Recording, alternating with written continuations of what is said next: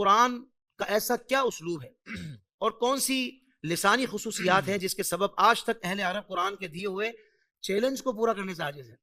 بسم اللہ الرحمن الرحیم. تیرے آگے یوں ہیں دبے لچے فصحا عرب کے بڑے بڑے، کوئی جانے منہ میں زبان نہیں بلکہ جسم میں جان نہیں. یہ اعلیٰ حضرت امام اہل سنت نے قرآن مجید کا ایک ایسا تعارف بیان کیا ہے کہ جب بھی کوئی قرآن کے بلاغت، اس کی فصاحت، اس کے اسلوب پر کلام کرے گا تو اس کا نتیجہ یہی نکلے گا کہ عرب کے بڑے بڑے فصحا جب قرآن مجید کا مطالعہ کرتے ہیں تو وہ ایسے دبے لچے ہو جاتے ہیں جیسے ان کے جان ہی نہیں ہے. جی. اگر ہم قرآن مجید کے بطور خاص اسلوب پر کلام کریں، قرآن مجید کے انداز پر کلام کریں، تو قرآن مجید کے اعجازات کو آپ 4 حصوں میں تقسیم کر سکتے ہیں. سبحان اللہ. پہلے آپ دیکھیں الفاظ کے اعتبار سے. بعض اوقات ایسا ہوتا ہے کہ ہم جب اپنا کلام کر رہے ہوتے ہیں، کوئی گفتگو کر رہے ہوتے ہیں، تو بہت اچھے انداز سے گفتگو کرتے ہیں، سلیس جملے ہوتے ہیں، سلیس الفاظ استعمال کیے جا رہے ہوتے ہیں، لیکن ہماری لغت میں ہی کچھ ایسے الفاظ موجود ہوتے ہیں کہ جن کا کوئی آلٹرنیٹ موجود نہ ہو، لیکن وہ جو الفاظ ہیں وہ بڑے ثقیل ہوتے ہیں. اگر ہم اپنی گفتگو میں ان کو استعمال کرنے کے لیے مجبور ہو جائیں تو ہم چاہے کتنی ہی سلاست و روانی کے ساتھ جا رہے ہوں، ان الفاظ کے استعمال کی وجہ سے ہماری گفتگو کے اندر جو ہے وہ ایک وزن آ جاتا ہے، ایسی روانی ٹوٹ جاتی ہے کہ مجبور ہو جاتا ہے بندہ کہ اب کیا کریں، مجبوری ہو جاتی ہے بعض اوقات. یہ کلام عرب میں بھی کچھ ایسے الفاظ ہیں کہ بڑے بڑے شعراء فصحا ان الفاظ کو استعمال کرنے پر مجبور تھے، لیکن وہ الفاظ ایسے ہیں کہ جب وہ کلام میں آ جاتے ہیں تو کلام کا جو اپنا وزن ہے، جو حسن ہے، وہ برقرار نہیں رہتا. جیسے مثال کے طور پر آپ دیکھیں کہ پکی اینٹوں کے لیے عربی کے اندر ایک لفظ استعمال ہوتا ہے آجر. اسی طریقے سے ایک لفظ استعمال ہوتا ہے رطوب. یہ الفاظ عربی کے اعتبار سے بہت زیادہ ثقیل سمجھے جاتے ہیں کہ یہ زبان پر بہت بھاری ہوتے ہیں. صحیح. اب قرآن کے اندر اللہ تبارک و تعالیٰ نے ایک واقعے کو بیان کرنا تھا جہاں پہ فرعون جو ہے وہ اپنے لیے ایک پکی اینٹوں کا گھر تعمیر کروانا چاہتا ہے، محل تعمیر کروانا چاہتا ہے. تو وہاں پہ اللہ تبارک و تعالیٰ نے جب اس واقعے کو بیان فرمایا تو ان الفاظ کو استعمال نہیں کیا، بلکہ ایسی زبردست تعبیر استعمال کی کہ قرآن کے الفاظ کا حسن اپنی جگہ پر برقرار رہا اور یہ الفاظ بھی استعمال نہ ہوئے اور مفہوم بھی سمجھ میں آ گیا. چنانچہ آپ دیکھیں یہ قرآن مجید کی آیت مقدسہ ہے وَقَالَ فِرْعَوْنُ يَا أَيُّهَا الْمَلَأُ مَا عَلِمْتُ لَكُم مِّنْ إِلَٰهِ غَيْرِي، کہ اے میرے درباریوں میں اپنے علاوہ تمہارا کوئی خدا نہیں جانتا. معاذ اللہ اس نے خدائی کا دعویٰ کیا تھا. تو پھر اس نے اپنے دربار میں موجود جو حامان تھا اس کو خطاب کرتے ہوئے کہا کہ اے حامان اب میرے لیے تم گارے پر آگ جلاؤ اور اس کے ذریعے ایک محل تعمیر کرو. یہ جو گارے پر آگ جلے گی تو یہ نتیجہ کیا ہوگا کہ اینٹیں پکی ہوں گی اور پھر اس کے بعد پکی اینٹوں کا محل بنے گا. وہ لفظ جو زبان پر ثقیل ہونا تھا اللہ تبارک و تعالیٰ نے اپنے کلام میں اس لفظ کے استعمال سے ہی بالکل مکمل طور پر اس لفظ کو ترک فرما کر اللہ تبارک و تعالیٰ نے ایسے جملے سے خطاب فرمایا کہ وہ کلام کا حسن بھی اپنی جگہ پر برقرار رہا. اسی طرح آپ دیکھیں کہ قرآن مجید کی جو آیات کا ربط ہے اس ربط کے اندر بعض لوگ یہ کہتے ہیں کہ یہ اعتراض کرتے ہوئے نظر آتی ہیں کہ یہ قرآن مجید کی آیات میں ربط ہمیں نظر نہیں آتا. پہلے ایک گفتگو چل رہی ہوتی ہے، اچانک موضوع تبدیل ہو جاتا ہے، پھر کوئی دوسرا موضوع شروع ہو جاتا ہے، پھر کوئی تیسرا موضوع شروع ہو جاتا ہے، تو یہ ربط بعض اوقات کسی کو نظر نہیں آتا. تو پہلی بات تو یہ کہ یہ ان لوگوں کو نظر نہیں آتا کہ جن کی آنکھیں بند ہیں، اور یہ آنکھوں سے مراد وہ دل کی آنکھیں مراد ہیں کہ وہ بند ہیں. اس کے اوپر امام راضی رحمۃ اللہ تعالیٰ نے اپنی تفسیر میں جس کا زبردست انداز سے آیتوں کے ربط کو بیان کیا ہے اس سے کو آپ پڑھیں گے تو آپ کو اندازہ ہوگا کہ کیا کمال ربط ہے ان آیات میں کہ ایک آیت دوسری آیت سے ایسا تعلق رکھتی ہے کہ اگر اس مقام پر وہ آیت ہٹا دی جائے اور دوسری آیت اس کی جگہ پر رکھ دی جائے تو یہ ربط ٹوٹ جاتا ہے. تو یہ دیکھنے والوں کو نظر آتا ہے. لیکن اس ربط کے اندر کمال یہ ہے کہ یہ آیتیں آپس میں ملی ہوئی بھی ہیں، آپس میں ربط بھی رکھتی ہیں، لیکن ہر آیت اپنے اندر ایک موضوع رکھتی ہے. اگر آپ اس آیت کو بیچ میں سے اٹھا کے پڑھیں گے تب بھی آپ کو ایسا لگے گا کہ یہ مکمل بات ہو رہی ہے، اور اگر آپ اس آیت کو سیاق و سباق کے ساتھ پڑھیں گے تو بھی آپ کو اس کے اندر ربط نظر آئے گا. اس کی میں آپ کو ایک ایگزامپل دیتا ہوں. سورہ ہجر کی آیت ہے جس میں اللہ تبارک و تعالیٰ نے ارشاد فرمایا کہ اے حبیب آپ میرے بندوں کو خبر دے دیں کہ میں غفور و رحیم ہوں اور میرا جو عذاب ہے وہ بہت دردناک ہے. اور اس کے فوراً بعد اللہ تبارک و تعالیٰ نے ایک اور خبر دینے کا حکم فرمایا کہ وَلْنَبِّئْهُمْ عَنْ ضَيْفِ إِبْرَاهِيمَ، ان کو ابراہیم کے مہمانوں کی خبر دیں. اب دیکھیں پہلے اللہ تبارک و تعالیٰ کی رحمت کا تذکرہ ہے، اچانک جو ہے وہ حضرت ابراہیم کے مہمانوں کا تذکرہ آ گیا.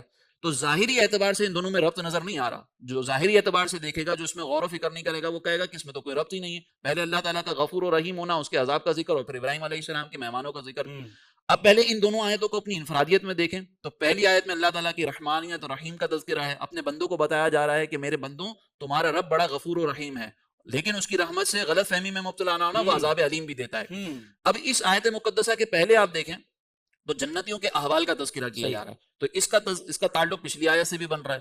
اور یہاں پر حضرت ابراہیم علیہ السلام کے مہمانوں سے تذکرہ اس لیے بن رہا ہے کہ وہ جو مہمان تھے وہ اللہ تعالیٰ کی طرف سے بھیجے ہوئے فرشتے تھے، اور ان فرشتوں نے 2 کام کیے تھے. ایک حضرت ابراہیم علیہ السلام کو اسحاق علیہ السلام کی خبر دینا کہ ان کی ولادت کی خبر ہو رہی ہے. تو یہ جو خبر دی جا رہی ہے یہ اللہ تبارک و تعالیٰ کے رحمان اور رحیم ہونے کی طرف اشارہ ہے. اسی لیے پہلے فرمایا کہ میرے بندوں کو خبر دو کہ تمہارا رب رحمان اور رحیم ہے. اور پھر اس کے بعد یہی جو فرشتے آئے تھے، یہ جو مہمان آئے تھے، انہوں نے حضرت لوط علیہ السلام کی قوم کو عذاب میں مبتلا کیا، ان کے اوپر عذاب نازل کیا. تو اب آپ دیکھیں کہ یہاں پہ جو حضرت ابراہیم علیہ السلام کے مہمان تھے، یہ دو کام کرنے کے لیے آئے تھے جن کا بیان اللہ تبارک و تعالیٰ نے پچھلی آیت میں بیان فرمایا. تو یہ ربط ہمیں نظر آتا ہے. تو قرآن مجید کی آیات کا ربط تھوڑا سا اگر غور کرے انسان تو اس کو وہاں پر نظر آ جاتا ہے. اسی طرح آپ دیکھیں کہ قرآن مجید کے جو الفاظ ہیں، اس میں ہر لفظ اس کی ترکیب اتنی شاندار ہے کہ اگر آپ اس ترکیب کو چھوڑ کر کسی اور انداز سے قرآن مجید کے مفہوم کو بیان کرنے کی کوشش کریں تو وہ مفہوم آپ کو کامل طور پر حاصل نہیں ہو پائے گا، یا پھر اس کے الفاظ میں وہ لطف، وہ مزہ نہیں آئے گا. مثال کے طور پر آپ دیکھیں کہ قصاص جو ہے وہ عرب کے اندر پہلے سے ہی بہت مشہور تھا کہ اگر آپ نے کسی کو مار دیا، کسی کو قتل کیا، تو اس کے جواب میں، اس کی سزا میں آپ کو قتل کیا جائے گا. اس کے لیے، اس کی حکمت کو بیان کرنے کے لیے عرب کے اندر مشہور جملے استعمال ہوتے تھے. جیسے مثال کے طور پر ایک جملہ ہے القتل احیاء للجمیع، کہ قتل تمام اجتماعی طور پر لوگ جو ہیں ان کی حیات ہے، ایک یہ جملہ ہے. اسی طریقے سے کہا کہ القتل القا للقتل، کہ قتل جو ہے وہ قتل کی روک تھام کے لیے کیا جاتا ہے. اسی طرح ایک اور جملہ استعمال ہوا کہ اکثر القتل لیقل المقتل، کہ قتل کی کثرت کرو تاکہ لوگوں کی جو قتل ہے وہ کم ہو جائیں. اب یہ جتنے بھی جملے ہیں اس میں تکرار نظر آ رہی ہے، اس میں وہ لطف نہیں ہے، اس کے اندر وہ انداز نہیں ہے، وہ کلام کی جامعیت نہیں ہے.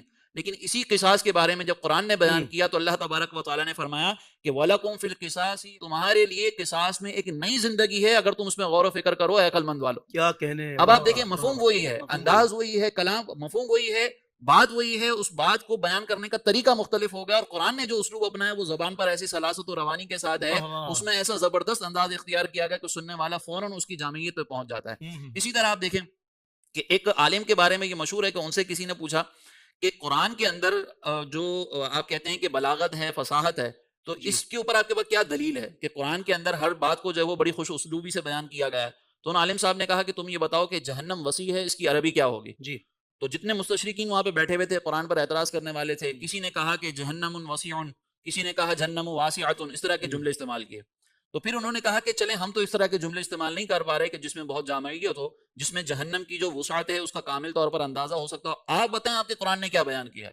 تو ان عالم صاحب نے آیت مقدسہ پڑھی جس میں اللہ تعالیٰ نے فرمایا یوم نقول لجہنم، کیا تو بھر گئی؟ وہ دن کے جس میں ہم جہنم سے کہیں گے کہ کیا تو بھر چکی ہے، کیا تو مکمل ہو چکی ہے؟ تو وہ سامنے سے جہنم کہے گی کہ حل من مزید، کیا مزید بھی کچھ ہے جو میرے اندر آ جائے؟ تو اب آپ دیکھیں کہ یہاں سے جہنم کی وسعت کے بارے میں پتہ چلتا ہے، اور اتنے نفیس انداز سے کہ جہنم کی وسعت کے بارے میں جو تعبیر اختیار کرنا مقصود تھا وہ یہاں پہ کامل طور پر ہمیں نظر آتی ہے. قرآن مجید کا یہی وہ اسلوب ہے کہ جس کو دیکھ کر اس وقت کے کفار جو ہے وہ دائرہ اسلام میں داخل ہو جاتے تھے. ہم قرآن مجید کی جو عربی ادب ہے اس کو جب ہم دیکھتے ہیں تو اس عربی ادب میں ایک معیار ہمارے یہاں پر مقرر کیا گیا ہے، خاص طور پر ہمارے مدارس کے اندر سبع معلقات کا. یہ سبع معلقات ان 7 شعراء کی شاعری ہے کہ جو عرب میں بڑے ماہر سمجھے جاتے تھے اور ان کی شاعری کو دیوار کعبہ پر معلق کیا جاتا تھا. ان شعراء میں ایک لبید تھے جو بعد میں حضرت لبید ہوئے. ٹھیک ہے. جب انہوں نے قرآن مجید کی یہ آیت مقدسہ کے بارے میں ان کو پتہ چلا کہ قرآن ایک فصیح و بلیغ کلام ہے تو انہوں نے صرف سورہ کوثر کا مطالعہ کیا جو قرآن مجید کی سب سے مختصر سورت ہے. انا اعطیناک الکوثر فصل لربک وانحر ان شانئک هو الابتر. تو پھر وہ جب یہ 3 جملے انہوں نے 3 آیتیں پڑھی تو فوراً ان کی زبان سے جاری ہوا کہ ان ھذا کلام اللہ لیس کلام البشر، کہ خدا کی قسم یہ اللہ کا کلام ہے، کسی بشر کا کلام نہیں. اور پھر وہ کلمہ پڑھ کر دائرہ اسلام میں داخل ہو گئے. حضرت عمر رضی اللہ تعالیٰ عنہ کے دور تک حیات رہے. پھر فاروق اعظم نے ایک مرتبہ ان سے پوچھا کہ لبید اب تم شاعری نہیں کہتے؟ تو انہوں نے کہا کہ سورہ بقرہ اور سورہ آل عمران پڑھنے کے بعد لبید کی کیا مجال کہ وہ کے کلام لکھے مزید. تو اس سے معلوم ہوتا ہے کہ جو اعلیٰ حضرت نے کہا نا کہ تیرے آگے یوں ہیں دبے لچے فصحاء عرب کے بڑے بڑے، کوئی جانے منہ میں زبان نہیں بلکہ جسم میں جان نہیں، یہ حقیقت ہے. قرآن مجید کی جو مستقبل کی خبریں ہیں، یہ مستقبل کی خبریں بھی قرآن کا ایسا اعجاز ہے کہ کسی بشر کے کلام میں یہ ممکن ہی نہیں. ہم 1 سیکنڈ کی کسی کی گارنٹی نہیں لے سکتے. قرآن مجید نے 20 25 سالوں کی اور قیامت تک کے وقت تک کی جیسی گارنٹی لی ہے، ایسی خبریں بیان کی ہیں کہ اس کو کوئی قیامت تک چیلنج نہیں کر سکتا، اور وہ ظاہر بھی ہو رہی ہیں. اللہ اکبر، سبحان اللہ سبحان اللہ. زندگی کے تمام شعبوں میں دینی رہنمائی حاصل کرنے اور آخرت کو بہتر کرنے کے لیے ہمارے YouTube channel Islamic digital studio کو سبسکرائب کر لیں اور بیل آئیکن بھی پریس کر لیں. قرآن سے بھی ملاتا ہے ہمارا